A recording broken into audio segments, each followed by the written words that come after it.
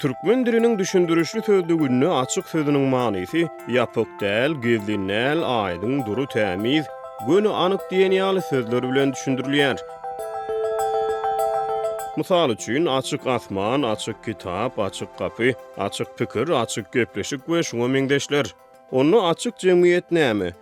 Intellektual öwrümde dil hasaplanýan açyk jemgyýet adylgyzy, açaçanlygy we aýdynlyga sarpa goýan demokratik gymmatlyklaryň düýp maňdyny düzýän esasy örgülerden biri bolup durýar.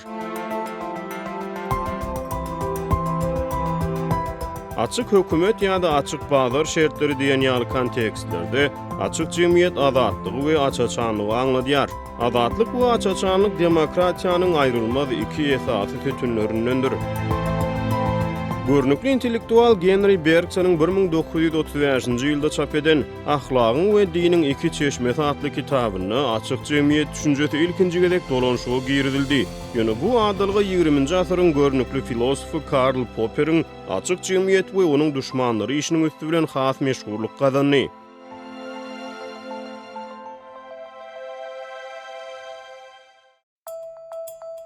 Şondan bäri açyk jemgyýet sosial gatnaşyklarda deňlik, söz beýan azatlygy, açaçanlyk we aýdynlyk ýaly gymmatlyklar bilen ýakyndan ilteşdirilýär. Bergsonyň pikirine görä ilki durmuş döwrüniň ýapyk jemgyýetlerini edim gylymyň hökmranlygy, güýç, ýerarhiýa we durgunlyk hökm ýöredýärdi.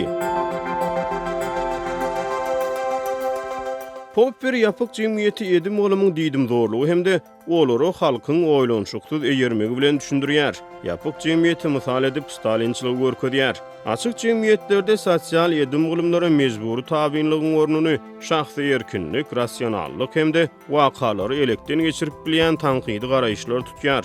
Ýöne muňa garamazdan Popper bilen Bergsonyň ikisi de adamlaryň tebigatynaky instinktiw hökmranlygy we güýje bolan tebigy isleg eradanyň aradan aýrylmaýanlygyny, bu ýagdaýyň jemgyýetde gazanlan açyklygy we aýdynlygy mudamy wehim salýanlygyny belleýär. Açyk jemgyýet, aýdyň jemgyýet.